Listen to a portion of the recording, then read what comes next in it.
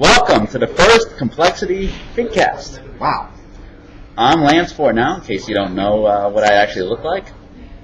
I'm Bill Sarge. And behind us is our special guest, Ryan Williams. And to the side, here, let's see. You are? John Rogers. Okay. Anyway, in the spirit of first, Bill, what are we going to talk about today? Today the purpose will discuss first theorem. That is, free-form, first theorem that excited you, first theorem of yours perhaps, first new theorem that said, wow, I didn't know that. So, let's put it, John, what was the first theorem that blank?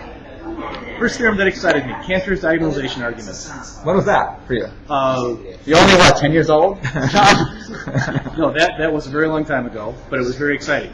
Okay, how about first sort of new theorems, newer theorems, the gang here? Newer theorem that I felt a lot of excitement about? Yes. The LKFN theorem. LKFN, Lund,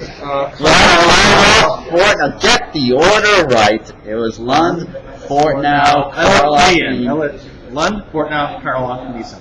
How about this IP equals P space? There Fine. you go. A good choice? Because I was there when it happened. It was a very exciting place to be when it happened. Okay, how about now? How about now? Chicago? Yeah. We're not there anymore. Well. That's right, none people there anymore. Okay. It's still a very exciting place. Indeed. Okay. That's true. Okay. You ever there? Okay. That's a good point. I've been occasionally. Chance. Exciting. New theorems. First. Oh, well, when I was a grad student, I think the exciting theorems when I was a grad school, I think I've mentioned this a few times on the blog, are the imminent cell chain, the non-deterministic space close in a complement. That's exciting because I still teach that in intro classes.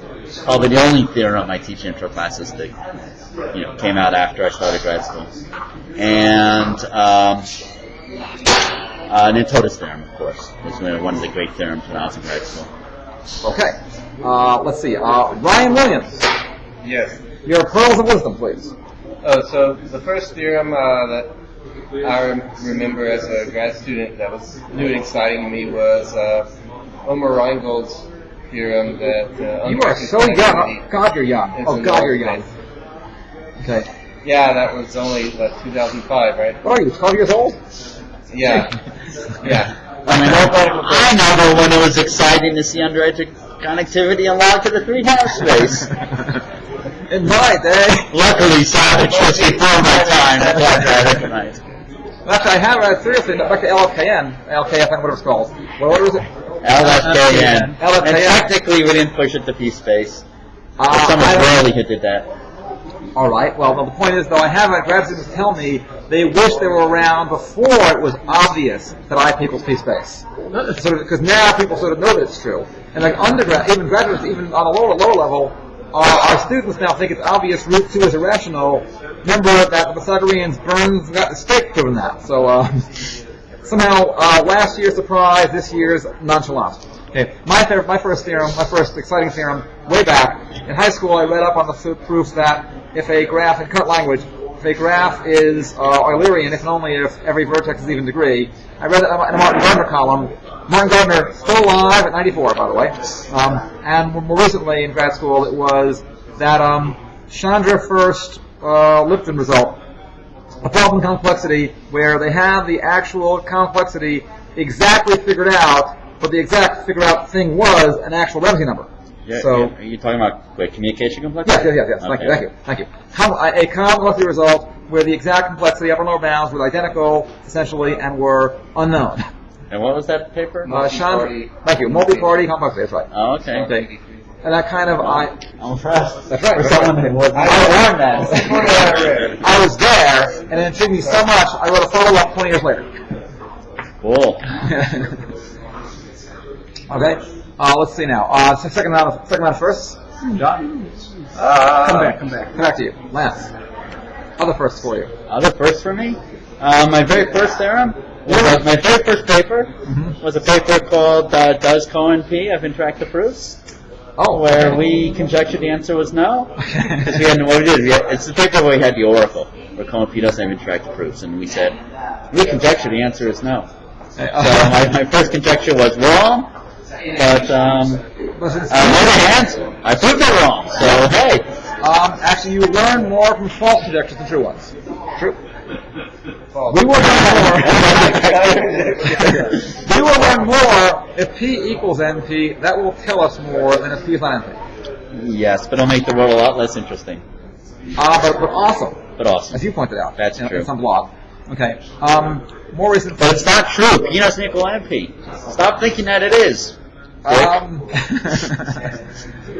Now, I think we have room for intelligent counterviews of our point of view. Do we not? For reasonable points of view, yes. Okay. I got my first. Okay, what's that? My Your first time. first What's the first time? my favorite theorem Okay. that I've done Yes. was the second paper was that an oracle relative to which the isomorphism conjecture is true and one-way functions exist. I enjoyed that paper. Very good. Okay. How many have read it? Upwards of 4. My committee read it. Wait, I was on your committee. 3. Okay. I have it. Back to 4. Back to 4. Okay. Okay. We better close out soon, or this video won't show up on YouTube, and people get really bored of watching us talking ads here. Maybe a bit late for that, but okay. How to end this? How to end this in that case? Well, first of all, this is Lance and Bill from Paris, France. You can see the Eiffel Tower in the background. We're actually at the conference site for the 24th Complexity Conference. But yeah, we are really in Paris. And anything Lance, else you want to say? how many of these have you gone to? How many what? Complexities. I've been to too many. 24 to be exact. And looks like I'll be at the next 2 because, stock, EC, and complexity on the same week, 2 years in a row. It's going to be painful, but quick. Anyway, say goodbye, Bill. Goodbye, Bill. And remember, in a complex world, best to keep it simple.